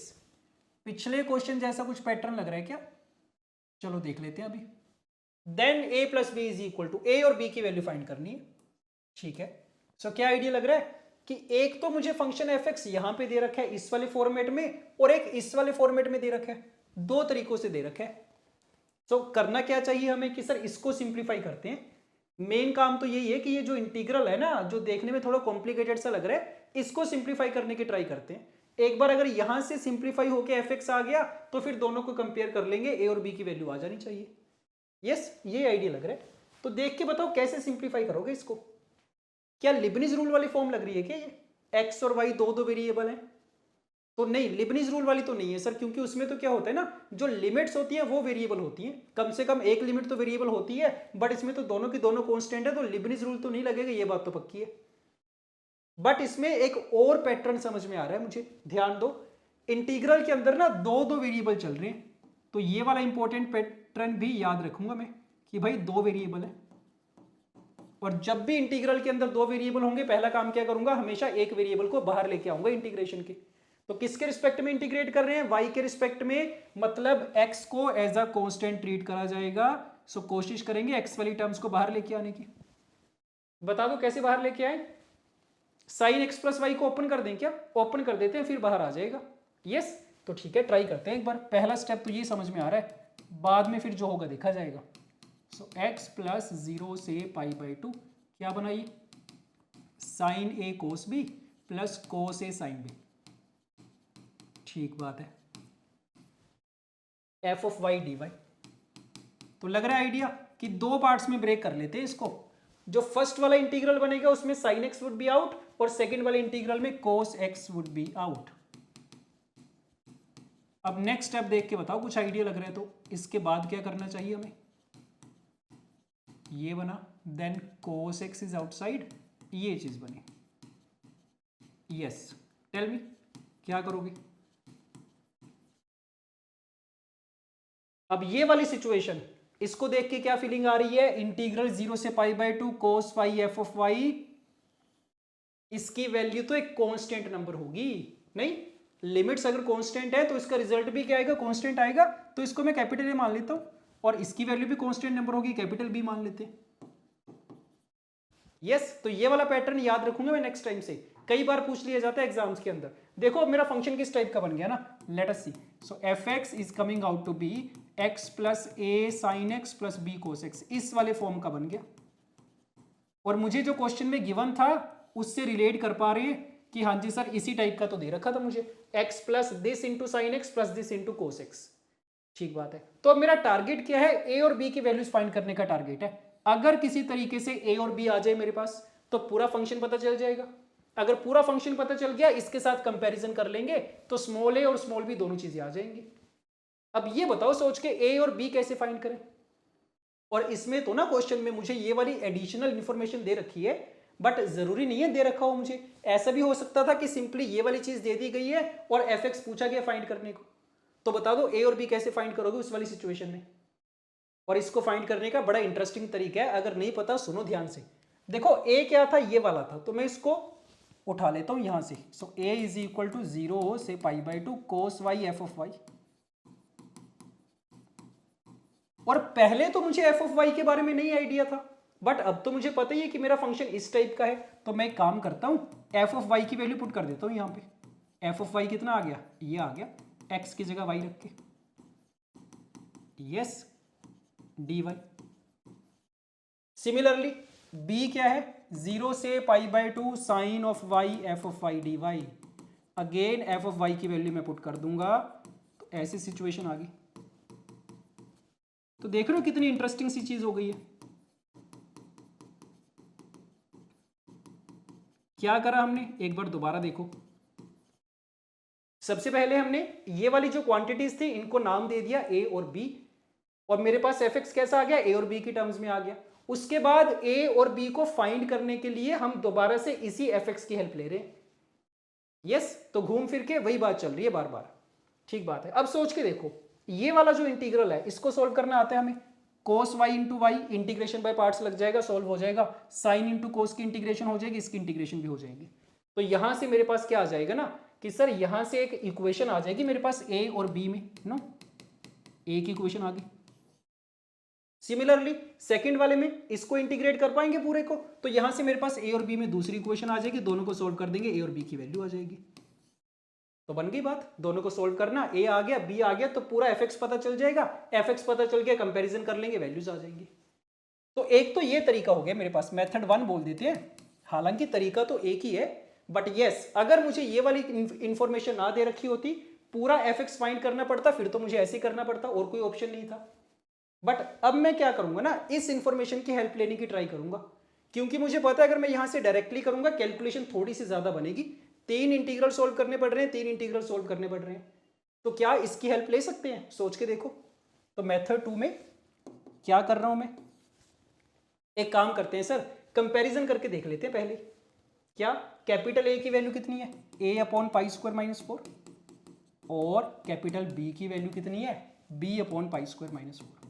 और मजे की बात क्या है ना कि मुझे a प्लस बी की वैल्यू पूछी गई है, सेपरेट वैल्यूज नहीं पूछी गई ए और बी की, कंबाइंड वैल्यू पूछी गई है a प्लस बी की। तो यहां से मैं क्या नोटिस कर पा रहा हूं कि दोनों को अगर मैं ऐड करूंगा तो ऐसा कुछ आएगा। दैट मीन्स अगर मुझे a प्लस बी चाहिए तो मुझे a और b की सेपरेट वैल्यूज नहीं चाहिए, मुझे a प्लस बी की वैल्यू चाहिए। तो मैं डायरेक्टली इसी पे टारगेट करना चाह रहा हूं। अब देखते हैं अगर कुछ फायदा होगा तो। a प्लस बी क्या होगा, ये a था ये b था, so let us try. a plus b क्या बन गया हमारा, 0 से pi by 2, f of y तो दोनों में कॉमन ही है, ब्रैकेट में क्या आ गया, sine Y plus cos y. अब बताओ क्या करें इसका। अब कुछ लोग तो बोलेंगे कि sir f of y put कर देते हैं यहां से, बट फिर तो कुछ फायदा नहीं हुआ ना, वो तो मैं पहले ही कर सकता था इंटीग्रेशन, अगर मुझे डायरेक्टली करना होता। तो मैं तो कोशिश करूंगा अगर मैं प्रॉपर्टीज लगा के इसको सिंप्लीफाई कर पाऊं थोड़ा, और प्रॉपर्टी तो एक ही लगानी आती है हमें कि साइन कोस का फंक्शन चल रहा है, लिमिट्स 0 से पाई बाई 2 है, so let me try for the Kings property. King से ट्राई कर सकते हैं, और तो कोई ऑप्शन नहीं नजर आ रहा। सो अगर किंग्स प्रॉपर्टी लगाएंगे क्या बनेगा, ये 0 से pi by 2 f of pi by 2 minus y, ये तो सेम ही बन जाएगा। और जब भी किंग्स प्रॉपर्टी लगाते हैं उसके बाद हमेशा दोनों को ऐड करा जाता है, तो ऐड करके देखो क्या बनेगा, 2 टाइम्स ए प्लस बी बनेगा ना। तो यहां पे कंटिन्यू कर रहे हैं, चेक करो। So 2 times A plus B is equal to, sorry is equal to कितना बनेगा, लेट अस सी। दोनों को ऐड करेंगे, sine Y plus cos y वाला तो कॉमन आ जाएगा, सो 0 से pi by 2 sine Y plus cos y, और ब्रैकेट में क्या आएगा, f of y plus f of pi by 2 minus y. अब ये देखना पड़ेगा इसकी वैल्यू क्या आएगी, चेक करो। एफ ऑफ वाई मेरे पास है, यहां से आ जाएगा एफ ऑफ वाई, तो so let us see from here f of y कितना, y plus a sine Y plus b cos y, और f of pi by 2 minus y कितना हो जाएगा, this is pi by 2 minus y, a cos y b sine y, ऐसा आ गया। दोनों को ऐड करके देखते हैं कैसी सिचुएशन बन रही है। यस, ऐड करो दोनों को, so what are we getting, let us see. So 2 times A plus B किसके बराबर चल रहा है, 0 से pi by 2 this thing into, करो ऐड, क्या बनेगा, y और y तो कैंसिल आउट हो जाएंगे ऐड करने से, पाई बाई 2 आएगा एक तो, और यहां पे देखो a times sine Y plus cos Y, b times sine Y plus cos Y, तो sine Y plus cos Y भी कॉमन आ जाएगा। So pi by 2 plus a plus b times sine Y plus cos Y, ऐसा कुछ आ गया dy। हो पाएगा सिंप्लीफाई, हाँ हो जाना चाहिए सर, अब तो थोड़ा इजी हो गया। तो राइट हैंड साइड को करें अगर, pi by 2 into sine Y plus cos Y का इंटीग्रल, पाई बाई 2 बाहर आ गया, मुझे पता है साइन वाई का इंटीग्रल 0 से पाई बाई 2 में क्या होता है, 1 होता है, कोस वाई का इंटीग्रल भी 1 होता है, ये चीज आ गई। प्लस में क्या बनेगा, a plus B is outside और इंटीग्रल के अंदर sine Y plus cos Y का होल स्क्वायर बनेगा। Sine Y plus cos Y का whole square is sine square Y plus cos square Y plus sine 2 Y, तो 1 plus sine 2 Y, ऐसा कुछ बन गया। थोड़ी कैलकुलेशन तो इजी हो गई है, नो डाउट। तो अब चेक करो क्या सिचुएशन आ गई। So 2 times a plus B is equal to pi plus a plus B into 1 की इंटीग्रेशन पाई बाई 2 हो गया, और साइन 2 वाई का बन जाएगा माइनस कोस 2 वाई अपॉन 2, करके देखना इसको। So sine 2 y is minus cos 2 y upon 2। Limits रखेंगे, पाई बाई 2 रखेंगे, कितना आ जाएगा, प्लस 1 बाई 2, 0 रखेंगे, माइनस 1 बाई 2, तो 1 आ गया, तो इसकी इंटीग्रेशन 1 आ गई। लो डन। यस, यहां तक सिंप्लीफाई हो गया। चाहिए क्या था मुझे चाहिए था a प्लस बी की वैल्यू, क्योंकि अगर a प्लस बी आ गया तो स्मॉल a प्लस बी भी आ जाएगा। तो ठीक है, एक काम करते हैं, इसको इस तरफ शिफ्ट कर लेते हैं, a प्लस बी कॉमन आ जाएगा तो वैल्यू आ जाएगी सर, बन जाएगी बात। ऐसा कुछ आ चुका है मेरे पास। Yes, so a plus B is equal to pi upon 1 minus pi by 2, ऐसा कुछ आ गया a प्लस बी की वैल्यू। और कैपिटल A प्लस बी को इससे रिप्लेस कर देते हैं। So small a plus B कितना आ गया, this thing into pi square minus 4, right. ये आंसर आ जाना चाहिए। चेक करो, और भी सिंप्लीफाई हो जाएगा। पाई स्क्वायर माइनस 4 के तो फैक्टर्स बन जाएंगे pi minus 2 and pi plus 2। Pi minus 2 वाला फैक्टर कैंसिल आउट हो जाएगा, माइनस का फैक्टर आएगा, so minus 2 pi into pi plus 2। ये रिजल्ट आ रहा है, मैच कर लेना। इसी टाइप के ऑप्शंस दे रखे हैं, तो हाँ जी, option 2 would be correct. Yes, तो मजेदार क्वेश्चन था, और मैंने ये एक नया पैटर्न सीख लिया कि लिबनिज रूल तो मुझे आता ही है, वो तो तब लगाते हैं अगर लिमिट्स वेरिएबल हो, बट अगर लिमिट्स कांस्टेंट है, और कांस्टेंट हो चाहे वेरिएबल हो, अगर अंदर दो वेरिएबल है ना, पहला काम हमेशा यही करना है, एक वेरिएबल को बाहर लेके आएंगे, और वेरिएबल बाहर लेके आने के बाद अगर लिमिट्स कांस्टेंट है, उसको कांस्टेंट नंबर a और b से रिप्लेस कर सकते हैं और उनकी वैल्यूज फाइंड करी जा सकती है। डन। तो काफी बढ़िया क्वेश्चन था। Yes, okay, let us look at the next question now. For m and n greater than 0, let alpha mn is equal to this. अच्छा, m और n के ऊपर डिपेंड कर रहा है ये वाला इंटीग्रल, इससे डिनोट कर दिया इसने। इफ 11 टाइम्स अल्फा 10,6, क्या कुछ हो गया, ये अल्फा 10,6 की बात चल रही है, और अल्फा 11,5 इनके बीच में रिलेशन चाहिए, then p is equal to. तो क्या फीलिंग आ रही है कि सर जो रिडक्शन मेथड वाले क्वेश्चंस होते हैं ना, कि आई एन और आई एन माइनस 1 में रिलेशन चाहिए, या आई एन और आई एन प्लस 1 में रिलेशन चाहिए, वैसा कुछ फीलिंग आ रही है। कैसे कि अगर इसका नाम अल्फा एम एन है, तो अल्फा 10,6 और 11,5 में रिलेशन पूछा गया। तो बेसिकली अगर मैं इसको ऐसे सोच के देखूं ना कि इसका नाम अगर m, n है, तो इसका नाम क्या हो जाएगा बाय डिफॉल्ट, m प्लस 1 और n माइनस 1 हो जाएगा। हाँ, लग गया सर, रिलेट कर पा रहे हैं कि रिडक्शन मेथड वाली सिचुएशन ही है, बस एक वेरिएबल की जगह दो वेरिएबल आ गए m और n, और मुझे रिलेशन किस में चाहिए, mn में, और m प्लस 1 n माइनस 1 वाले में रिलेशन चाहिए। इन दो चीजों में रिलेशन चाहिए मुझे। तो सोच के देखते हैं कैसे क्रिएट कर पाएंगे। और जब भी रिडक्शन मेथड के क्वेश्चंस आते हैं ना, पहला थॉट हमेशा क्या होता है, इंटीग्रेशन बाय पार्ट्स का। काफी ज्यादा क्वेश्चन, 90% क्वेश्चन हमारे इंटीग्रेशन बाय पार्ट्स से सॉल्व हो जाते हैं ऑफ द रिडक्शन मेथड। तो सोच के देखो, लगा पाएंगे क्या रिडक्शन मेथड, लेट अस सी। हाँ, इसमें तो लग ही जाना चाहिए सर, इसमें तो डायरेक्टली देख के पता चल रहा है कि दो फंक्शंस का प्रोडक्ट है, तो ज्यादा दिमाग भी नहीं लगाना पड़ेगा इसमें, तो लग रहा है बात बन जाएगी। एक को फर्स्ट फंक्शन लेंगे, एक को सेकंड फंक्शन, किसको फर्स्ट लें किसको सेकंड लें, बता दो। क्या चाहिए मुझे, m से m प्लस 1 क्रिएट करना है। कैसे होगा, इंटीग्रेशन करके होगा सर। n से n माइनस 1 क्रिएट करना है, डिफरेंशिएशन करके होगा। बस पता चल गया, जिसकी इंटीग्रेशन करनी होती है उसको सेकंड फंक्शन मानते हैं। So this is the second function, this is the first function, बन जाएगी बात। सो first function into integral of second function minus, limits भी हैं ध्यान रखना, 0 से 2, minus integral derivative of the first function, calculation थोड़ा ध्यान से करेंगे, integral of the second function, ऐसा कुछ आया।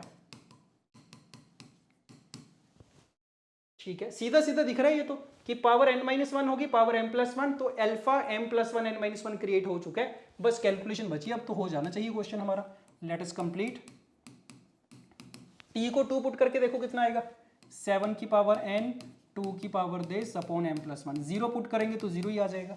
यहाँ पे चेक करो 3n upon m plus 1 is outside, और बाकी कितना बचा, alpha m plus 1 n minus 1 बचा। यही तो चाहिए था। अब क्या करते हैं, अब ज्यादा सिंप्लीफिकेशन के चक्कर में नहीं पड़ते सर, जो चीज चाहिए ना उस पे आते हैं, मुद्दे की बात पे आते हैं। m की वैल्यू 10 चाहिए थी, n की वैल्यू 6 पुट कर देते हैं। m is 10 n is 6, check करो फिर क्या आया। So alpha 10,6 is equal to ऐसा कुछ बना, माइनस 3 इंटू एन कितना हो जाएगा, 18 अपॉन 11 अल्फा 11,5। बन रही है कुछ काम की बात। 11 से तो मल्टीप्लाई कर देंगे, हाँ इसी टर्म्स में दे रखे, लग रहा है सही डायरेक्शन में जा रहे हैं। और ये इस तरफ आएगा, हाँ एग्जैक्टली यही दे रखा है, हो गया डन। तो देखने में बड़ी खतरनाक सी फॉर्म लग रही थी, बट काफी इजीली आ गई। ये चीज बन गई है। मैच कर लेते हैं एक बार दोबारा से, एग्जैक्टली यही है ना, हाँ जी यही है। किस टर्म्स में चाहिए, 14 की पावर में चाहिए। 14 की पावर तो बना ही सकते हैं इसको, एक काम करते हैं 2 की पावर 6 2 की पावर 5 ऐसे लिख लेते हैं, तो बन गया 14 की पावर 6। Yes done. सो 2 की पावर 5 इज 32, दिस इज 14 की पावर 6। ये आ चुकी है मेरी p की वैल्यू 32, डन राइट। तो पिछले कुछ सालों से रिडक्शन मेथड पे खूब क्वेश्चंस पूछे जा रहे हैं, और मोस्टली क्वेश्चन रिडक्शन मेथड वाले इंटीग्रेशन बाय पार्ट से सॉल्व हो जाते हैं, तो ध्यान रखेंगे इसका। Okay done fine. One last question, late us see the value of this thing is.